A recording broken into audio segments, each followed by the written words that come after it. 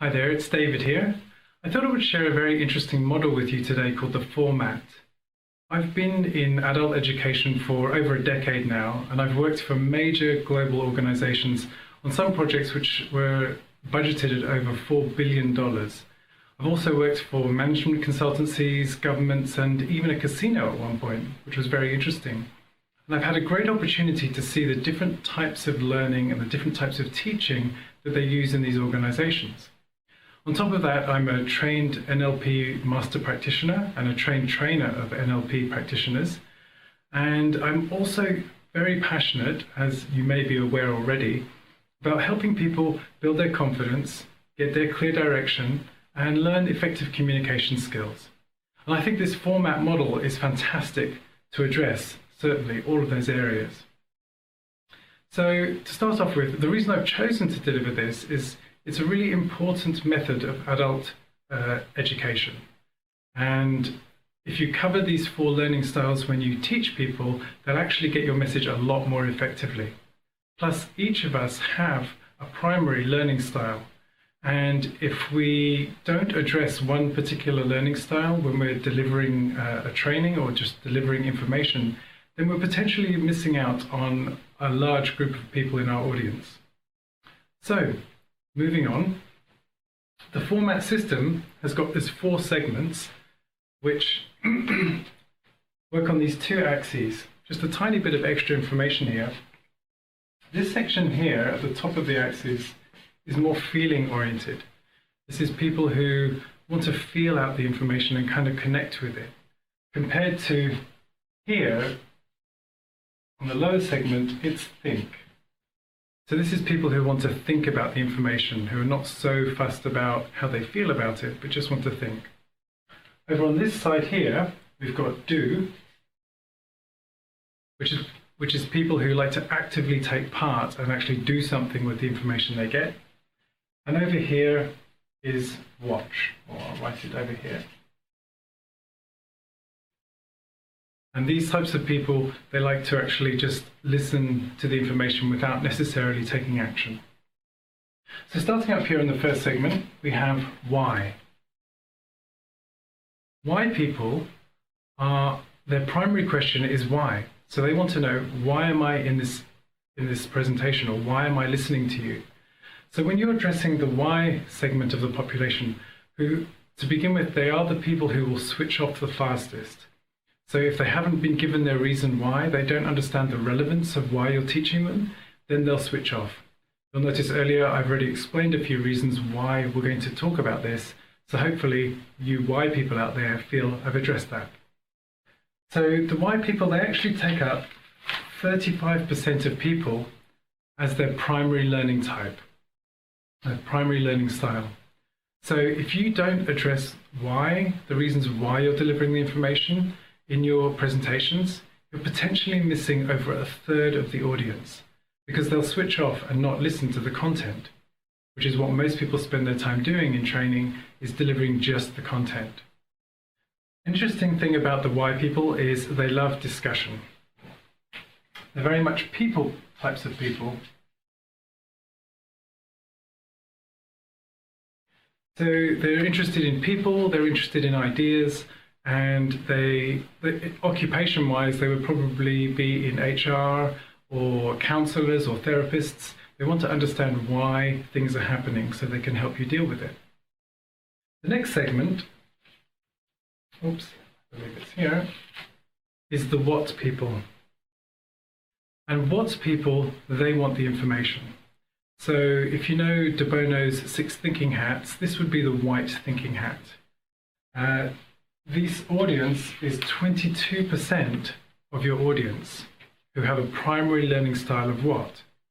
Now, most of us, when we're training and we don't know this kind of model, we'll spend about 95% of our time giving the information. So the people who are in the what segment, they are looking for information. They want to think about things. These kinds of people are people who would, they'll love lectures, they love structured thoughts and ideas. If I had a handout, this is when I would give the handout out, because they want to see something solid. They want quotes, they want data. And as that famous, I think it was Napoleon Hill who said that 92.7% of statistics are made up on the spot. Not really, but they love that. They would love quotes like that, because you have a person, and then you have statistics and numbers, and that's all information that they really love to grasp. So they're not necessarily going to do anything with that information when they receive it, but they just want to pull all that information in. So people who would warm to this area and who would have it as a primary learning type or learning style would be people who like maths, perhaps finance, people who work in research or planning. They need the data so they can do something with it. This is very data driven. Over here we have the how people, and the how people are very interested in how does this affect me, or how can I implement this information. When it comes to activities, or when it comes to what they can do, they love activities. So this is very much activity driven. So these people, they're the kind of people who, as they watch this, they'll be thinking, how can I use this myself? And if we were having an interactive session, this is where I would say, okay, let's break it, or to address the how people, let's break into a group and practice delivering a presentation following these steps. And the how people will love that. They're very hands-on, and they really want to get real-world experience from the information that they're learning. And finally, up here we have the what-if people. And what-if people, they're very interested in asking questions. That was my final blue word here, so questions. These are very active people. They're probably the first people to put up their hands and ask a question. And what's quite interesting is they feel connected with the person speaking, and they feel comfortable to ask a question. They don't put the speaker on a pedestal and think, oh, they're so good, I can't ask a question. They're actually very comfortable and feel like they're on a similar level. So in a presentation, you may have a lot more knowledge and a lot more skill. And if they have what if as a primary learning style, then they're the kind of person who's going to put their hand up and say, hey, what if we followed this model, but we changed some things in it? Or what if we added another step in somewhere, if we're talking specifically about this model? And just to go back, the how people are people who work in, say, engineering. Because in engineering, you may have to build a bridge or build a building. Or if you look at a bridge, they have the data and they want to know what span does it need to be, how big and strong do the structures need to be to support the bridge, all that kind of information. And they want to work that out. They enjoy actually applying their knowledge. So engineers and people in applied sciences. So perhaps when we talk about applied sciences, it's taking information which they've actually got a model for, and they actually want to test it. So if we add these particular chemicals together, what's the result? So this is the people who have the how as their primary learning style. And the what if people, they're your creatives. They're your marketing people or your entrepreneurs.